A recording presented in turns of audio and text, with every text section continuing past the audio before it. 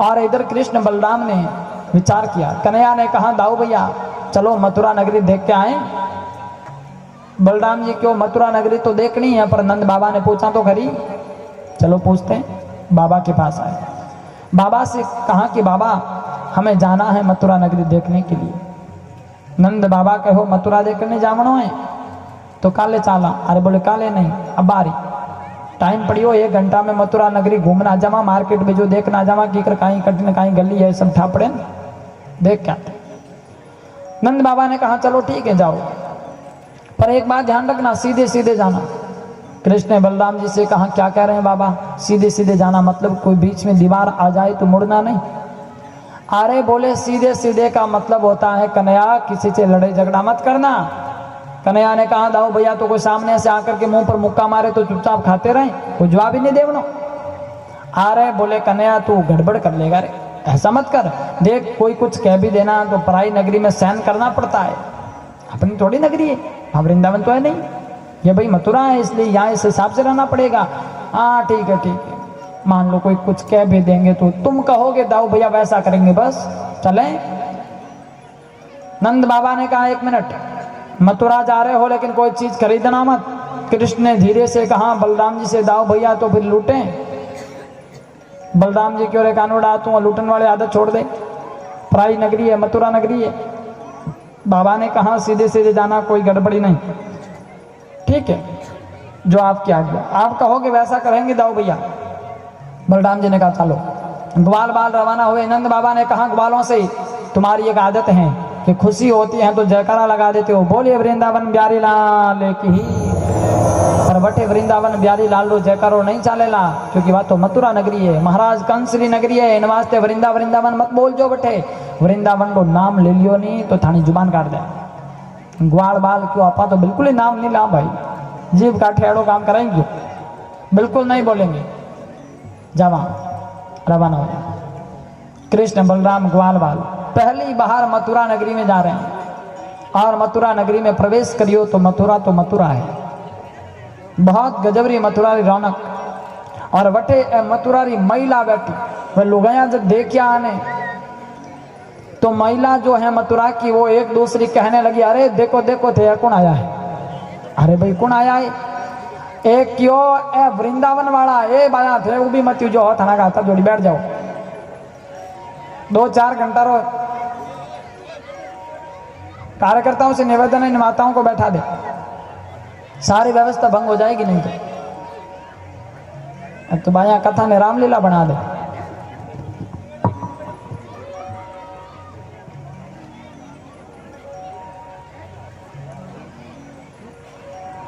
और मथुरा की महिलाओं ने एक दूसरी से कहा देखो तो सही ये सुंदर से बालक आए हैं। बोले कौन है, कहाँ से आए हैं। एक ने कहा तुम नहीं जानती इनको। बोले नहीं है मैं तो को नहीं जानू, कौन है।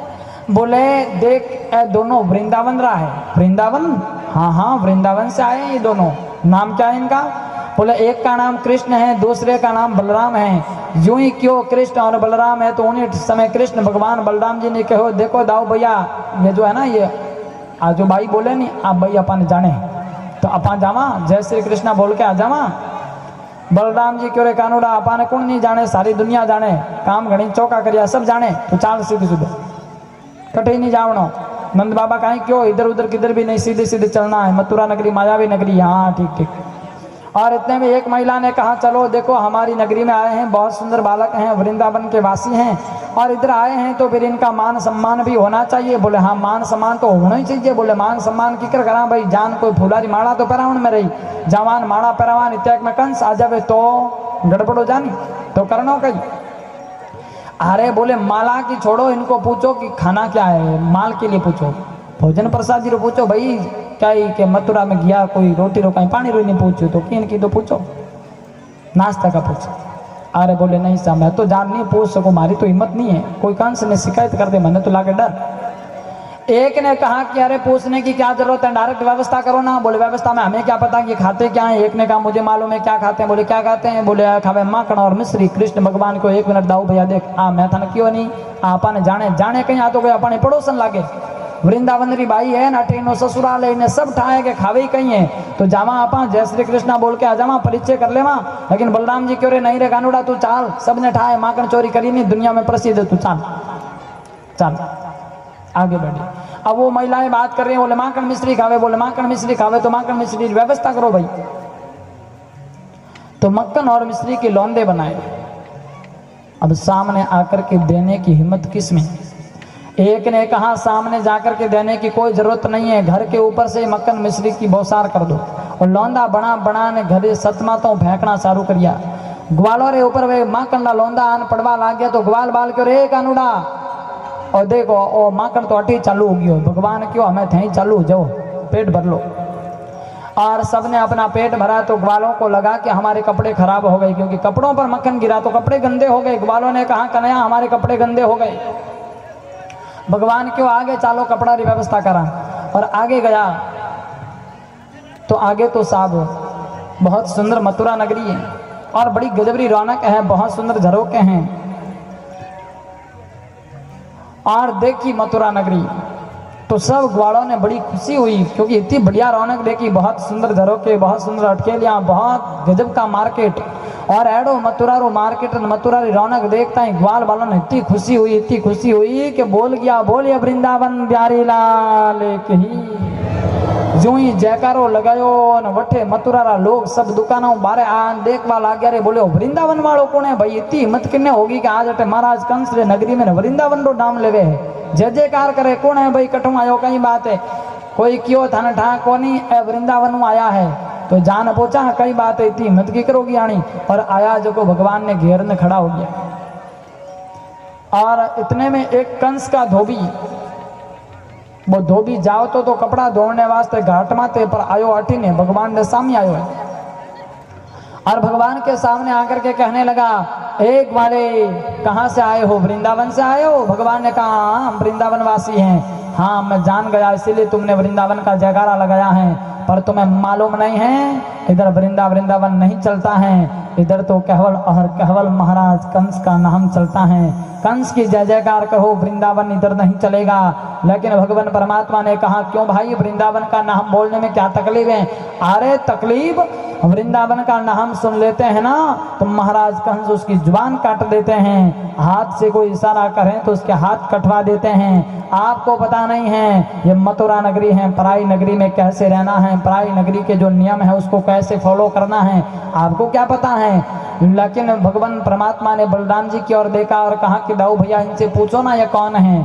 बलराम जी ने कहा भैया तू कौन है, क्यों ज्यादा बोल रहा है, तुम्हारे क्या तकलीफ है? उसने कहा मैं ना महाराज कंस का धोबी हूँ। धोबी भगवान क्यों लय है तो धोबी ने अभिमान तो जाने के उत्तराधिकारी हो से कितनी अकड़ है। भगवान क्यों बहुत बढ़िया धोबी जी, मैं तो थानी बाट जोगता हो, क्योंकि माने देखो गवाड़ बाल है नहीं आना, कपड़ा हो गया खराब तो थे कपड़ा बीजा धोई दो बढ़िया प्रेस करन दे दो थाने पे बीजा वो जगह मेरे दे देवा थानी मेहनत राखा को नहीं दे देवा पर थे ओ काम कर लियो। धोबी ने कहा एक वाले जानता नहीं मैं महाराज कंस का धोबी हूँ और कंस के अलावा किसी ऐरो गैरों के कपड़े नहीं धोता हूँ। और तुम कह रहे हो हमारे कपड़े धो दो, तुम्हारी इतनी हिम्मत, महाराज कंस के धोबी से कहता है कि कपड़े धो दो। जुबान संभाल करके बोलो नहीं तो आपको पता नहीं है। भगवान ने कहा क्या कर लोगे? धोबी ने कहा एक वाले ज्यादा मत बोल नहीं तो जुबान खींच करके बाहर निकाल दी जाएगी। भगवान बलराम जी ने कहो दाऊ भैया धोबी बहुत बड़बड़ावे है। बलराम जी क्यों रे कानूड़ा, इन्हें ऊपर लो नट ढीलो है, ऊपर का पेज ढीला है, कस दें। भगवान ने कहा चलो ठीक है अभी देखता हूँ। और तुरंत भगवान परमात्मा ने एक थप्पड़ लगाई, धोबी का सिर धड़ से अलग धड़ाम से गिर पड़ा और पड़ते ही धोबी मर गया। धोबी मर गयो, मथुरा रे लोगा ने ठाप पड़ी रे धोबी मर गयो। जना मथुरा रा लोग क्यों रे और तो पूतना मारने वाला है, अगासुर बकासुर धेनुकासुर मारने वाला आ गया, पूतना मारने वाला आ गया, भागो भागो भागो इसी में फायदा है। और सबके सब लोग वहां से भाग गए, बोले बाप रे पूतना मारने वाला आ गया, भागो। भागे सब। भगवान ने कहा देखो मित्रों ये कपड़े की पोटली लो। धोबी रे ने कपड़ा की पोटली पड़ी, बा पोटली ली और पोटली में से कपड़ा निकालिया और ग्वाल बाल वे कपड़ा देखिया तो भई हमें पोटली तो किन्नी महाराज कंस दी बात, क्योंकि कंस रही कपड़ा उनमें धोबी कंस रोज न कंस रा कपड़ा न कंस राजा, और ठंडाई से राजा वो न राजनेता वो बने कपड़ा ढीला ढाला ही होवे, वो चोड़ो पैरियो तो ठेठ गिरिया उनो हुए बिना झाड़ू रोड साफ, पायजुमो पैरियो तो गांठ सीधी अट लगे, ग्वाल बाल क्यों रे कानूड़ा आ कपड़ा में तो जाकर लगा भाई, और ए कपड़ा पैर अगर आगे गया अपराधी तो कुत्ता कपड़ा फाड़ देला। भगवान ने कहा चलो ठीक है आगे चले कोई व्यवस्था करेंगे, और उन कपड़ों को लेकर के आगे गए तो आगे दर्जी की दुकान आई। भगवान ने दर्जी से कहा कि ये हमारे ग्वाल वाल हैं, हमारे दोस्त हैं, और इनके ये जो कपड़े हैं ये कपड़े सेट कर दो। दर्जी ने कहा हाँ बिल्कुल बिल्कुल, मैं समझ गया जी, मैं भीड़ में वहीं था, वहीं सब बात मुझे पता है, इधर लाओ। और कपड़ा लिया, फटाफट मशीन चलाई, झटाझट कपड़ा तैयार करने दे दिया, लो सा पैरो। भगवान सब ने कपड़ा पहनाया, और बच्चे भगवान ने कहा दर्जी से पैसे वैसे, अरे बोले नहीं जी हम तो सब सेवा में लगे जी, सेवा में आप तो कृपा बना राख जो, बस मेहरबानी राख जो, मैं सब थाने सेवा में लग जुड़ा। भगवान ने कहा दाऊ भैया से, देखा दाऊ भैया ये दुनिया चमत्कार कोई नमस्कार करती है, एक ने चमत्कार बताया धोबी ने जना सब नमस्कार करने लग गया। और आगे बढ़े भगवान, तो माली आया उनसे माला पहनी, सबको माला पहनाई, और फिर आगे भगवान गए तो सामने से कंस की दासी कुब्जा जकी जावती बटे कंस रे द्वार माते, कंस रे तिलक करवा वास्ते, पर बात जो ही आने देखिया तो हम ही आई भगवान ले, बोले ए कौन आया भाई, देखा तो घरी, और बात कुब्जा कहीं थोड़ी टेढ़ी, 3 जगहों टेढ़ी बाकी, और एडी 3 जगहों टेढ़ी कुब्जा आई। कुब्जा का अर्थ ही टेढ़ा होता है।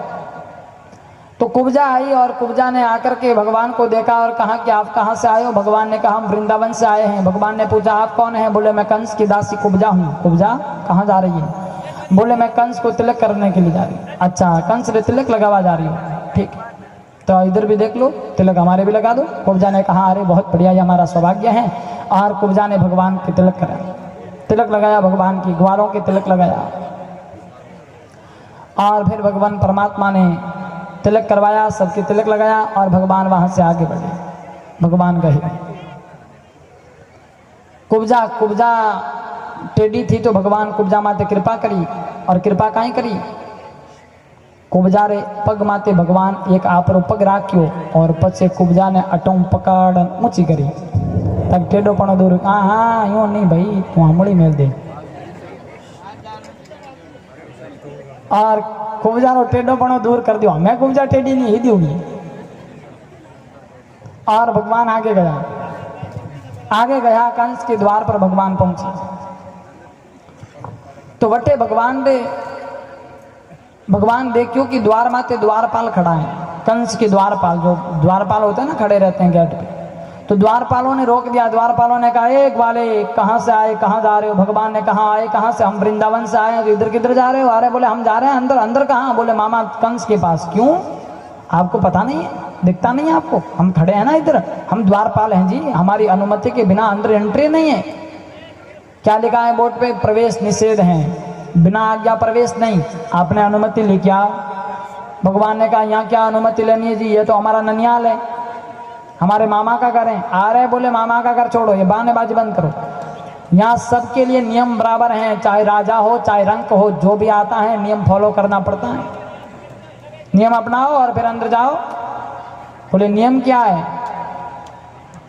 द्वारपालों ने कहा ग्वाले इधर जो अंदर जाता है ना उसको पास दिखाना पड़ता है, पास बने हुए पास,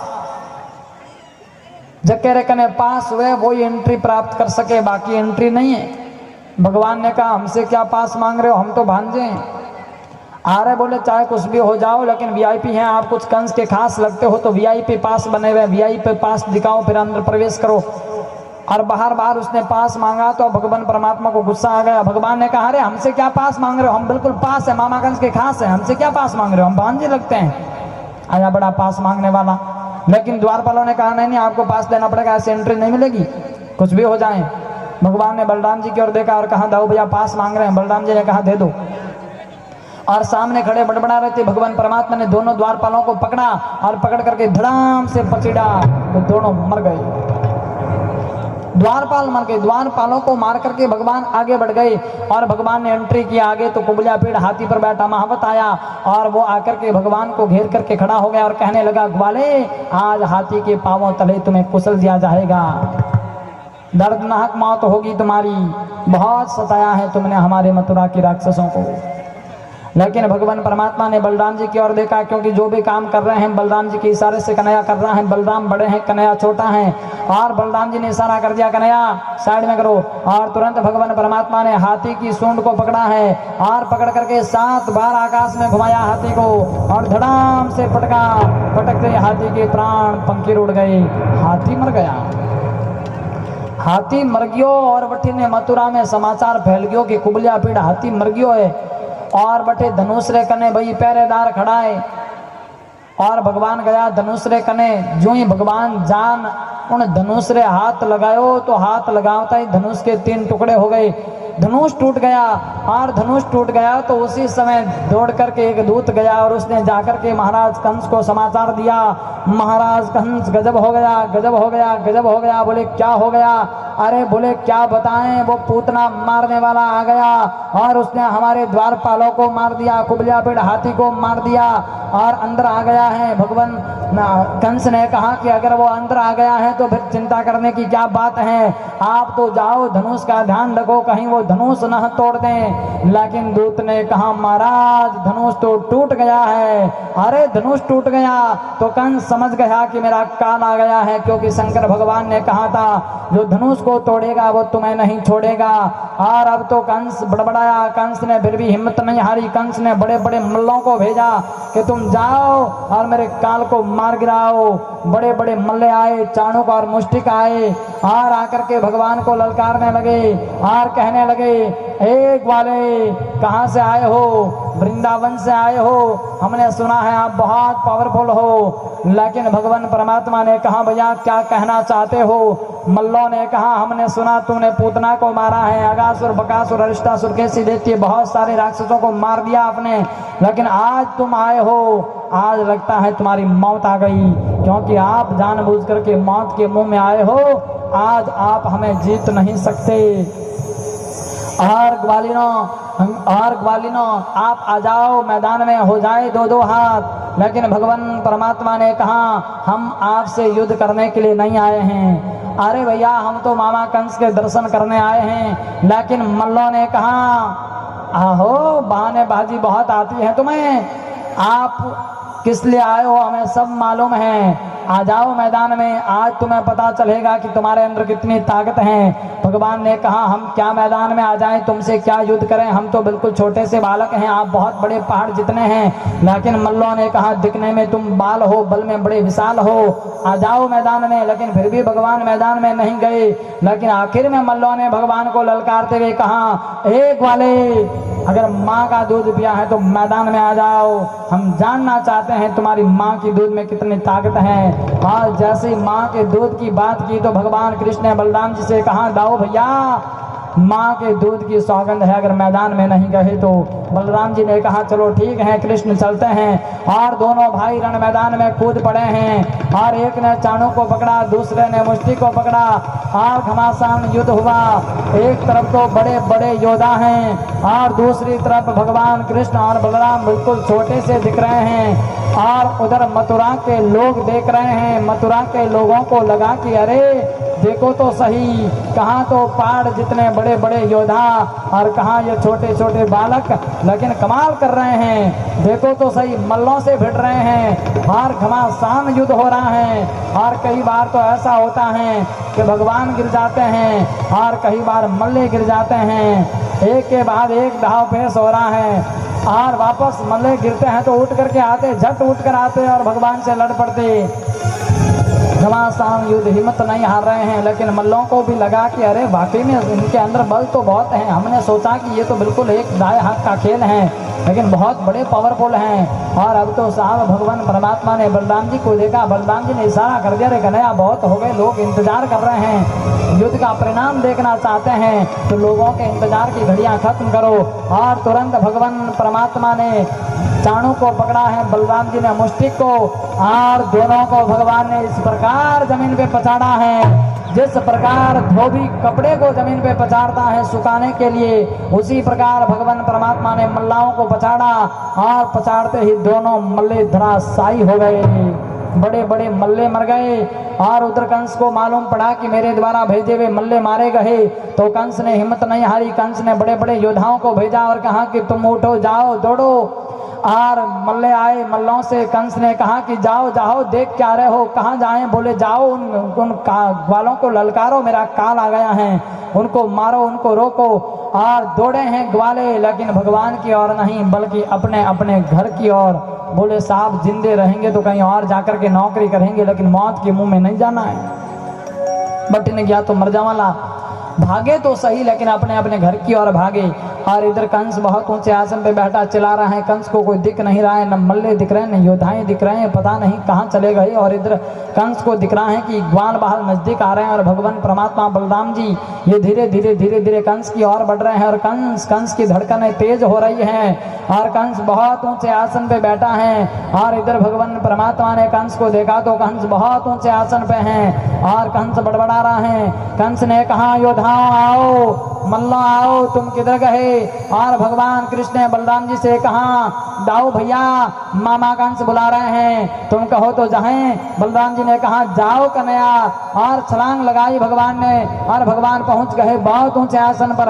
और भगवान परमात्मा ने जाकर के महाराज कंस के मस्तक का मुकुट उड़ाया और कंस रे माता रो मुकुट उड़ाने भगवान कंस का केस पकड़िया है। और कंस के केस पकड़े तो कंस बड़बड़ाने लगा, कंस चिल्लाने लगा।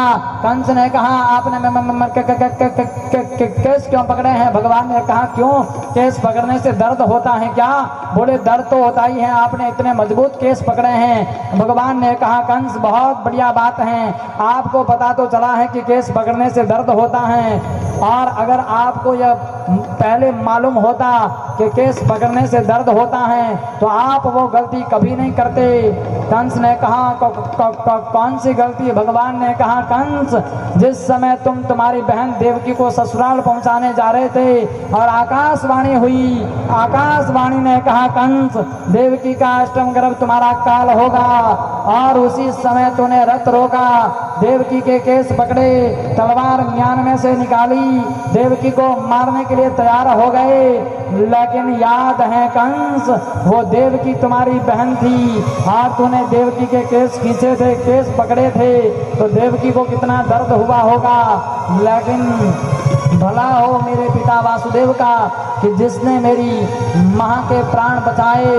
लेकिन याद रखना कंस, वही देवकी का अष्टम गर्भ 8वां बालक आपका काल आपकी आंखों के सामने खड़ा है। और जैसे ही कंस ने देखा मेरा काल आ गया है तो कंस बड़बड़ाने लगा। कंस ने कहा मैं काल को जिंदा नहीं छोड़ूंगा, मैं मेरे काल को जिंदा नहीं छोड़ूंगा। भगवान ने कहा कंस बड़बड़ाने से कुछ नहीं होगा, तुतलाने से अब कुछ होने वाला नहीं है, और अब तो आप बस मेरे और देखो मेरे दर्शन कर लो। और कंस जब आंखें फाड़ करके भगवान की ओर देखने लगा तो भगवान परमात्मा के अंदर आज कंस को भगवान नारायण के दर्शन हो रहे हैं। और कंस समझ गया है कि भगवान नारायण मुझे मारने के लिए आए हैं। और उसी समय भगवान ने कहा कंस चिंता मत करो, तुम्हें मेरा धाम मिलेगा। और कंस भगवान की ओर टकटकी लगा करके देखता रहा। भगवान के हाथ में कंस के केस थे और भगवान ने झटका लगाया। जैसे ही भगवान ने झटका लगाया तो कंस बहुत ऊंचे आसन से गिर पड़ा और पड़ते ही कंस के प्राण पंखी उड़ गए, कंस मर गया।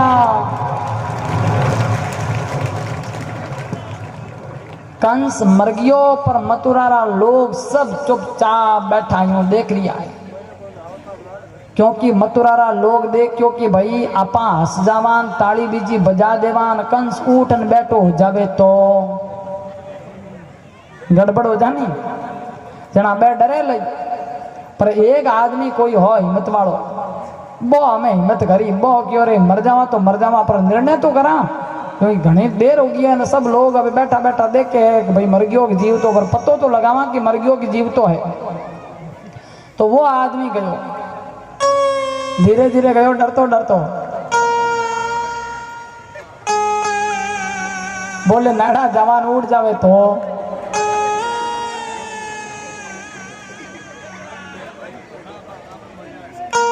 और कंस पड़ा है। इनको बैठा दो।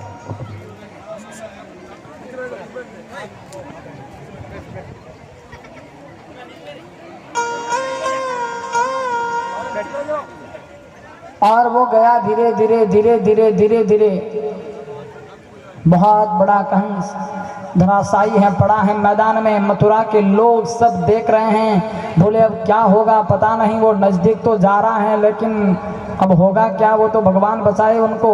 और वो डरता डरता नजदीक गया और उसने जाकर के धीरे से शरीर के हाथ लगाया। शरीर हाथ लगायो जना ठाप पड़ गयो कि भाई शरीर तो ठंडो है, मतलब कंस चला गया।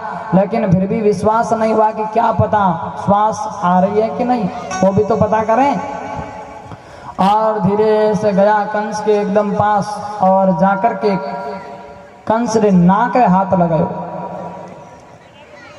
नाक रे हाथ लगायो जना ठाप पड़ गयो कि कंस मर गयो। जना वो ऊपर चढ़ने ऐलान कर दियो और उसने कहा मथुरा का दुष्ट अत्याचारी कंस मारा गया।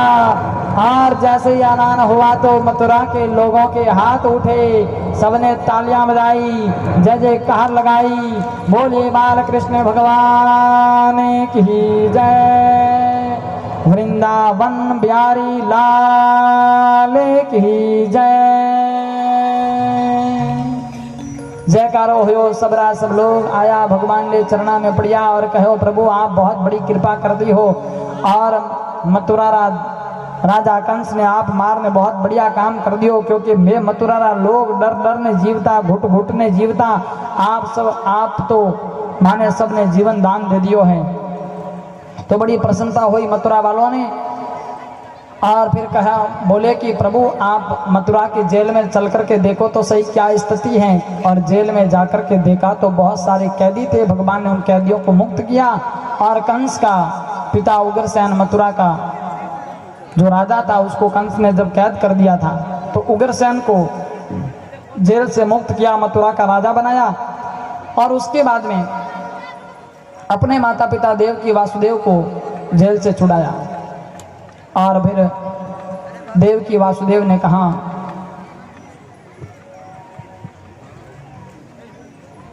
कि कन्हैया तुम यहीं रहो। लेकिन नंद बाबा ग्वालों ने जिद कर दी। ग्वालों ने कहा कि नहीं नहीं लाला, आपको वापस चलना पड़ेगा वृंदावन, नहीं तो हम वृंदावन वासियों को जवाब क्या देंगे। हम आए तुम्हें इधर लेकर के मथुरा में और हम वापस खाली जाएंगे तो ये ठीक नहीं लगेगा। और क्या कहेंगे वृंदावन वासी, हम मुंह दिखाने लायक नहीं रहेंगे। अरे भले ही हम यहाँ आकर के कंस से जीत गए, लेकिन आप अगर साथ में नहीं चलोगे तो इससे बड़ी हमारी कोई हार भी नहीं होगी, इसलिए हम हारे हुए माने जाएंगे, तुम वापस चलो। लेकिन भगवान ने कहा नहीं नहीं बाबा, मैं वापस नहीं चलूँगा, मैं कुछ समय तक यहाँ रहूँगा, फिर बाद में आऊँगा मैं वृंदावन, आप चले जाओ। तो ग्वाल बहाल और नंद बाबा उदास होकर के वापस वृंदावन आए। वृंदावन वालों ने ठाप पड़ गई कि कन्हैया नहीं आया है। तो फिर से वृंदावन वासी रोने लगे। और